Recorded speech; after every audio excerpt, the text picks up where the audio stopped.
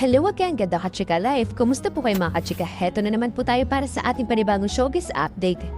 For today's video, meron po tayong update about po kay Miss Catherine Bernardo. Ngunit bago po tayo magsimula, magbibigay muna po tayo ng ibang update about po sa pagpirma nga po ni Miss Gladys Reyes sa Star Magic. Nagulat kasi si Miss Gladys Reyes sa daming po nang nag-react sa pagmirma niya sa Star Magic. Ang dating po kasi, sa karamihan ay isa na siyang kapamilya. Kahit may ongoing show nga po sa GMA7, ang afternoon drama series ng Cruz vs. Cruz. Sa nakaraang media con nga po pagkatapos niyang pumirma sa Star Magic, nilinaw nga po ni Miss Gladys na hindi siya nakatali sa isang network. Pwede raw siya sa kapuso, kapamilya at kahit sa kapatid work network. Na naman daw kasi ay katrabaho. Pero may mga nagtataka kung bakit pa siya pumirma sa talent management arm ng ABS-CBN ngayong madalas naman ang GMA7 ang nagbibigay sa kanya ng show. Nagpapasalamat daw si Miss Gladys sa GMA7 dahil sa mga programa ay binibigay sa kanya, lalo na ito sa kasalukuyang ginagawa ang Cruz vs. Cruz. Pero nag-alok daw ang Star Magic dahil handle siya at may mga nakalatag silang mga karir sa aktres. Bukod pa nga riyon, hindi nakakalimutan ni Miss Gladys Reyes na ang ABS-CBN ang nagbigay ng magandang break sa kanya noong nagsisimula pa lamang ito. I will always be grateful both sa ABS-CBN kung saan ako una nagkaroon ng breakthrough, Mara Calara at sa GMA7 for all the show, especially Cruz vs. Cruz. Nakangiting sagot ni Miss Gladys Reyes. Ang kagustuhan ko rin kaya ako napapirma ako sa Star Magic Management dahil bukod kapamilya network, open sila sa mga opportunities to work with other networks at may collaboration na.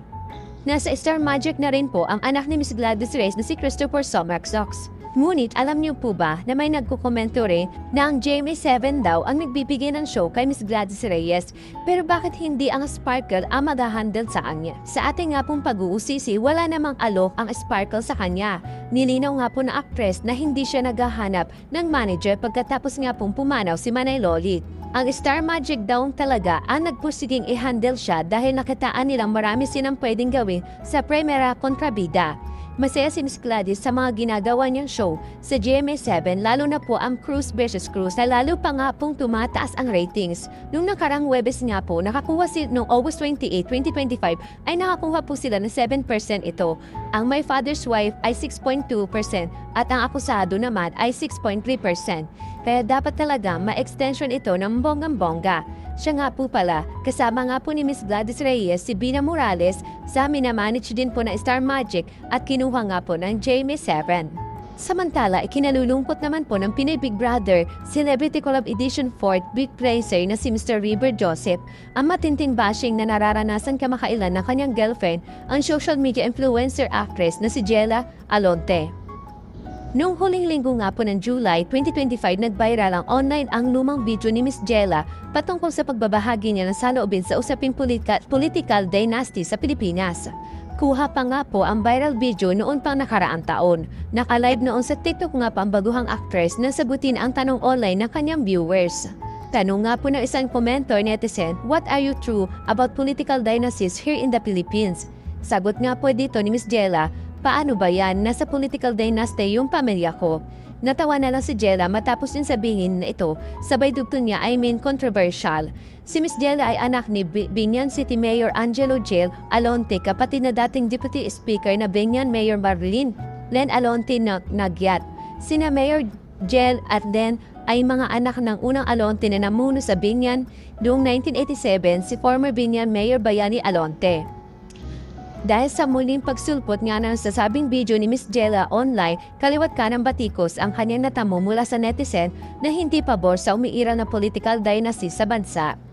Agad namang naglabas ng pahayag si Miss Jella sa ex na dating Twitter tungkol sa munining paghitaw ng kanyang lumang video. Sa kanyang statements, inamin nito nagkamali siya kung paano niya sinagot ang tanong sa kanya noon. Pinagsisisihan na raw noon pa man ni Miss Jella ang nagawang pagkakamali, kaya hindi naman daw tamang muli itong ungkatin ngayon at gamitin pa siyang husgahan. Naiintindihan din daw ni Miss Jella ang galit ng marami sa nakapanood ng kanyang video dahil sa posibleng ang iba raw ay nayabangan at sa tingin daw ay mapagmataas dahil sa pagtawa niya ng sagutin ang tanong tungkol sa political dynasty. Gayunpaman, nangyari na raw ang nangyari. Nakapagbitaw na raw siya ng mga salitang hindi pinaburaan ng publiko, kaya hinihingi niya ito ng kapatawaran. Ngunit imbes na tanggapin ng ibang netizen ang paghingi ng tawag ni Jella, ay muli itong gumawa ng panibagong ingay at kumalap ng negatibong reaksyon. Sumakto kasing katatapos na ng bagyong Krising at Dante nang ipost nga po ito ni Miss Jella. Sumabay rin nagdiwang siya noon ng kanyang karawan. May mga netizen nga po na kuni-question ang hindi pagre-resolba o manong pagbaha sa Binyan, Laguna sa kabila ng dekada ng pamumuno ng pamilya Alonte. May ilan ding netizen na binabatikos ang naganap na selebrasyon ng karawan ni Jella sa gitna ng dapok na nararanasan ng kanilang lugar at kababayan dahil nga po sa pagbaha. Noong Saturday nga po, August 2, 2025, eksklusibo nga pong napanayan ng PPH itong si Mr. Rivers sa Jamie Gala 2025 na ginanap po noon sa Manila Marriott Hotel sa Pasay City. Dito ay kinuha na nga po si Mr. Rivers na reaksyon niya sa kaliwat kanang batikos na natatanggap ng kanyang nobya. Bilang pagkasintahan nga po ni Miss Jella, paano tinulungan ni Mr. Rivers si Jella na harapin ang kontrobersyal. Aminado daw po si Mr. River na mahirap para kay Jella na makatanggap ng at makabasa ng masasakit na salita, hindi lamang sa sarili kundi maging sa kanyang pamilya.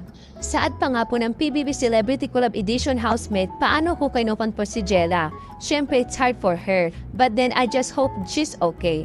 I'm always free naman, I'll be there for her by her side, sagot nga po ni Mr. River.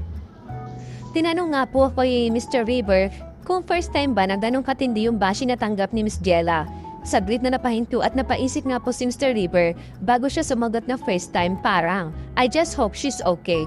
I just hope she's okay. Okay lang. Ulit po ni Mr. River. Pahabol pa niya na pahayag habang nakangiti po, no comment na lang. So ito na nga po, dumako na po tayo sa update natin dito kay Miss Catherine Bernardo. Ito na nga po, finally na nga po magsasama sa isang teleserye na dati na po natin ito na feature sa ating vlog po up. Na sinasabi nga po natin na makakasama nga po ni Miss Catherine Bernardo si Mr. James Reid. And yes, totoo po, official na nga pong ni-reveal ng Dreamscape Entertainment noong Friday nga po na si Mr. James Reid ang makakapareho nga po ni Miss Catherine Bernardo sa kanilang teleserye. Someone is joining here and is none other than Mr. James Reid. Say nga po ng Dreamscape sa kanilang post. Dagdag pa nila, the powerhouse tandem you never saw coming. Asian superstar Miss Catherine Bernardo and multimedia prince Mr. James Reid together in teleserye from Dreamscape Entertainment. Maski hindi pa sila official na nire-reveal ay marami na nga po mag-ship sa kanila at tinawag na silang Hot Red Lab Team.